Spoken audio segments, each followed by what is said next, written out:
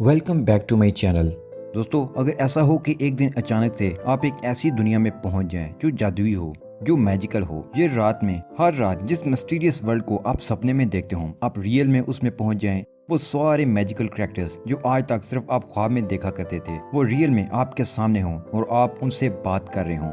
इस मूवी में भी हम देखेंगे कि एलिस अपने ख्वाब की दुनिया में वंडरलैंड में पहुंच जाती है। उसे अब वहां से जिंदा वापस अपनी दुनिया में भी आना है और इस दुनिया को भी बचाना है। इस इंटरेस्टिंग कहानी को शुरू करने से पहले इस वीडियो को लाइक करते हुए चैनल को सब्सक्राइब कर दें। मूवी में हम एलिस नाम की एक लड़की को देखते हैं जिसे डरावने सपने आते हैं। जब वो ख्वाब में डर जाती है तो हमेशा की तरह उसके डैड उसे हौसला देते हैं और उसका डर दूर कर देते हैं। अब सीन 1871 में लंदन में शिफ्ट होता है जहाँ एलिस अब 19 ईयर्स की हो चुकी है। वो अपने डैड को भी खो चुकी होती है। एलिस अपने मॉम के साथ की एक स्टेट में गार्डन पार्टी के लिए जाती है। वहाँ उसे पता चलता है कि लॉर्ड एस्कॉट का बेटा हिमेश एस्कॉट उसे सबके सामने शादी के लिए प्रपोज करने वाला है, मगर एलिस को वो बिल्कुल भी पसंद नहीं होता। वो अजीब सा होता है। वहाँ एलिस हिमेश की मॉम से बात कर रही होती है तो बात के दौरान ही अचानक से अपने ख्वाब में आने वाले रैबिट उसे असल में नजर आने लगता है। पहले तो एलिस को यकीन नहीं आता क्योंकि अचानक वो रैबिट गायब हो जाता है, लेकिन जब हिमेश उसे सबके सामने प्रपोज करता है तो एलिस उसके प्रपोजल को मना करते हुए रैबिट का पीछा करने लगती है। एक ट्री के पास खरगोश एक होल में घुस जाता है तो एलिस भी उसके पीछे उस होल में घुस जाती है। वो नीचे गिरने लगती है। बहुत ही ज्यादा नीचे जाने के बाद एलिस एक रूम में जा पहुंचती है। वहाँ उसे एक की मिलती है जिसकी मदद से वो वहाँ के डोर खोलने की कोशिश करती है, मगर कोई भी डोर नहीं खुलता। तभी उसे पर्दे के पीछे एक छोटा सा डोर मिलता है। वो उस की से खुल जाता है, मगर वहाँ प्रॉब्लम ये होता है कि वो दरवाजा तो छोटा था तो एलिस उसके अंदर से गुजर नहीं सकती थी। वो रूम की तलाशी लेती है तो एलिस को वहाँ एक मिस्टीरियस बॉटल नजर आती है जिस पर ड्रिंक में लिखा होता है। उसे ड्रिंक करने के बाद एलिस का कद छोटा हो जाता है, मगर की मेज पर ही रह जाती है और उस तक पहुंचना मुश्किल हो रहा था। तो तभी उसे मेज के नीचे एक केक का टुकड़ा मिलता है। उस पर ईट मी लिखा होता है। उसे खाकर एलिस बड़ी हो जाती है। टेबल से की उठाते ही बोतल से लिक्विड पीकर उस डोर को पार कर लेती है, जिसके बाद वो वंडरलैंड नामी जगह के जादुई जंगल में पहुंच जाती है। वहाँ वो अजीब अजीब चीजें देखना शुरू कर देती है। उसे एक व्हाइट रैबिट, डरमाउस, डोडो और बोलने वाले फूल और आइडेंटिकल ट्विंस मिलते हैं। ऐसा लगता है कि जैसे वो सब पहले से ही एलिस को जानते हैं। वो सब बहस कर रहे होते हैं कि वो राइट एलिस है या रॉन्ग एलिस। उसे एब्सोल्यूम ब्लू कैटरपिलर के पास लेकर जाते हैं जो अपना ऑरेकल खोलकर उनके सामने रख देता है। ऑरेकुलर एक कैलेंडर की तरह का स्क्रॉल है जिसमें वंडरलैंड की हिस्ट्री और फ्यूचर दोनों शो होता है। ऑरेकल के मुताबिक एलिस यहाँ फाइट करेगी और रेड क्वीन को हराकर व्हाइट क्वीन को उसका थ्रोन वापस दिलवाएगी। एलिस डर जाती है और उसे लगता है कि ये सब उसका ड्रीम है। तभी अचानक उन पर रेड नाइट और अजीब आर्मी अटैक कर देती है। इस आर्मी को नेव ऑफ हर्ट्स लीड कर रहा होता है जो रेड क्वीन का जनरल और लॉरल होता है। सब डरकर भागना शुरू हो जाते हैं। डोडो को क्वीन की आर्मी होस्टेज बना लेती है। बैंडरस्नैच एलिस को अटैक करने ही वाला होता है कि ड्रमोस उसकी आई पर हमला करके निकाल देता है, जिसका फायदा उठाकर एलिस ट्विंस के साथ वुड में निकल जाती है। यहाँ नेव्स को एब्सोल्यूम कैटरपिलर का ऑरेक्युलर मिल जाता है जो वो फौरन लेकर क्वीन के पास भागता है। रेड क्वीन के मिस्टीरियस बर्ड्स ट्विंस को भी साथ उड़ाकर ले जाते हैं और एलिस बेचारी इस मिस्टीरियस जंगल में अकेली रह जाती है। रेड क्वीन बहुत ही जालिम और अजीब गरीब दिखने वाली है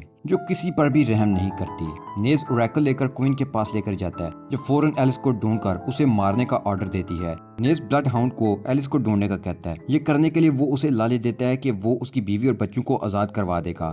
एलिस टॉर्कीवुड में दाखिल हो जाती है जहाँ वो चेस्टशायर कैट से मिलती है जो नजर न आने की एबिलिटी रखती है। कैट एलिस को मैड हैटर, मार्च हेयर और ड्रमोस की टी पार्टी में ले जाती है। नेव भी ब्लड हाउंड की मदद से वहाँ पहुँच जाती है। मैड हैटर छोटा करके टी पॉट में छुपा देता है और ब्लड हाउंड को अपनी हेल्प के लिए मना लेता है। नेव्स के वहाँ से जाने के बाद हैटर एलिस को छोटा ड्रेस पहनाकर अपने साथ विलेज में ले जाता है और बताता है कि उसने ये रिबेलियन तब ज्वाइन किया था जब रेड क्वीन ने उसका सारा गांव बंद कर दिया था और सब लोगों को मार दिया था। हैटर मजीद बताता है कि रेड क्वीन के जैबरवॉकी को बस वापस स्वार्ड से ही मारा जा सकता है। रेड क्वीन ने उससे स्वार्ड को भी हासिल करके अपने पास छुपाया हुआ है।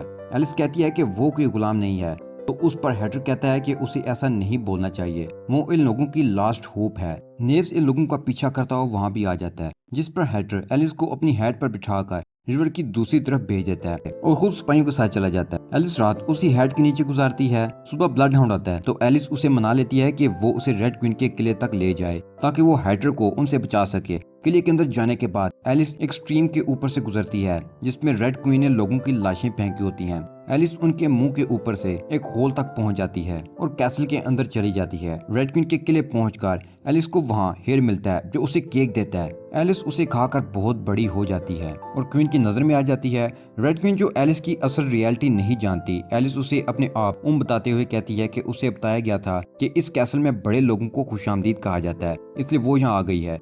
रेड क्वीन उसे अपना मेहमान बना लेती है। क्वीन ट्विंस को वहां बुलाकर दोनों को एंटरटेन करने को बोलती है, जो एलिस को पहचान लेती हैं, मगर एलिस इशारों में उन्हें चुप रहने को बोलती है। नेव्स वहां आता है तो क्वीन उसे हैटर को बुलाने का कहती है। हैटर के आने पर क्वीन उसके सर कटवाने का ऑर्डर देती है, मगर हैटर उसे मैनिपुलेट कर ही लेता है। वो उसके लिए बहुत प्यारी हैट्स बना सकता है, जिस पर क्वीन उसकी बातों में आकर उसे हैट बनाने का काम दे देती है। यहाँ ब्लड हाउंड व्हाइट क्वीन के पास एलिस के आने का मैसेज लेकर आता है, जिस पर व्हाइट क्वीन बहुत पुरुमीद हो जाती है और ब्लड हाउंड से कहती है कि एलिस जो भी कर रही है उसे करने दो, उन्हें अपने स्लेयर पर यकीन रखने की जरूरत है। रेड क्वीन एलिस के वंडरलैंड में आने की वजह से बहुत परेशान है। वो नेव से कहती है कि उन्हें एलिस को मारना होगा वरना वो अपना क्राउन खो देगी। यहाँ पर हम पर रिवील होता है कि नदी में जिन लोगों की लाशें हैं वो कोई और नहीं बल्कि इन क्वींस के पेरेंट्स हैं। रेड क्वींस और व्हाइट क्वीन सिस्टर्स हैं, लेकिन सबसे छोटी होने के बाद भी व्हाइट क्वीन को प्रेफर किया गया, जिसकी वजह से रेड क्वीन इतनी क्रूल और डेंजरस हो गई है कि रेड क्वीन कुछ भी हो जाए थ्रोन को नहीं खोना चाहती, क्योंकि उसे लगता है कि उस पर बस उसका ही हक है। इसी दौरान में वहाँ से हेयर ओरेकल उठाकर ले जाता है। हैटर से मिलने पर वो एलिस को बताता है कि हेयर ओरेकल लेकर उसका वेट कर रहा है, उसे वो लेकर सीधा व्हाइट क्वीन के पास जाना है। एलिस ट्विंस की मदद से हेयर तक पहुंचती है, जो उसे बताता है कि वो जानता है कि वर्पल स्वार्ड कहाँ है। हेयर एलिस को उस हेड तक ले जाता है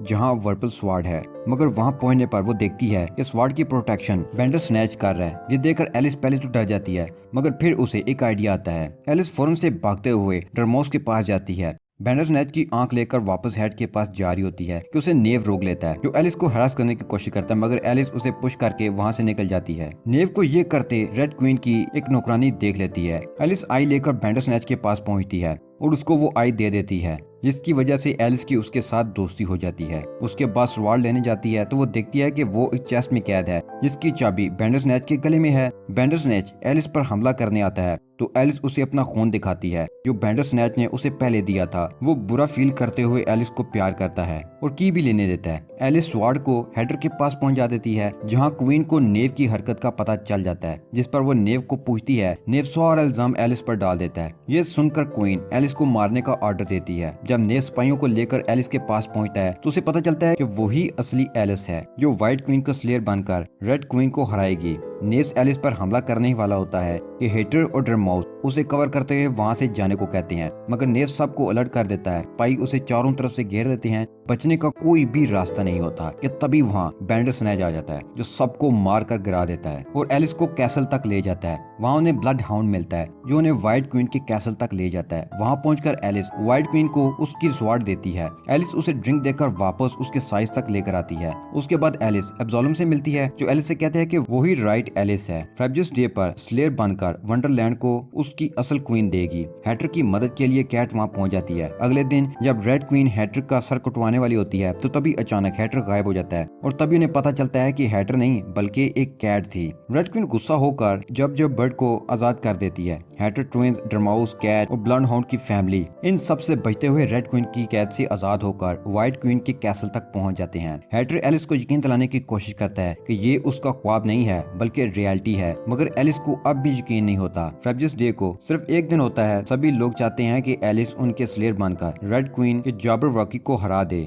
व्हाइट क्वीन एलिस को कहती है कि वो सोच समझकर फैसला ले, क्योंकि इसमें उसकी जान भी जा सकती है और एक बार ये जिम्मेदारी लेने के बाद वो पीछे नहीं हट सकती। एलिस डर जाती है और वहाँ से भाग जाती है, जाके एब्सोलम से मिलती है, जो अपना कैटरपिलर का वक्त पूरा होने पर ट्रांसफॉर्म होने ही वाला होता है। वो उसे याद करवाता है कि जो ख्वाब, जो ड्रीम वो बचपन से देख रही थी, वो उसका ड्रीम नहीं था बल्कि रियलिटी थी। एलिस बचपन में ही वंडरलैंड आ चुकी है, इसलिए सब उसे जानते हैं और सब उसका वेट कर रहे थे। और जब वो यहाँ से वापस अपने वर्ल्ड में गई तो सब एक याद बनकर रह गया और वो ड्रीम की तरफ रिफ्रेश होती रही। फेब्रस डे पर फाइट के लिए रेडी होकर निकल रही होती हैं। व्हाइट क्वीन और उसकी आर्मी को लगता है कि उन्हें अपने स्लेयर के बगैर ही वहाँ जाना होगा, तो एलिस भी बेंडर स्नैच पर बैठकर सूट ऑफ आर्मर में वोलोस वार्ड लेकर लड़ाई के लिए वहां पहुंच जाती है। दोनों आर्मी चेस बोर्ड की तरह के जंग के मैदान में पहुंचती हैं, जहां व्हाइट क्वीन रेड क्वीन को समझाने की कोशिश करती है कि लड़ाई नहीं करनी चाहिए, लेकिन रेड क्वीन कुछ भी सुनने के लिए रेडी नहीं थी। वो अपनी जैबरवॉकी को लड़ाई के लिए मैदान में ले आती है।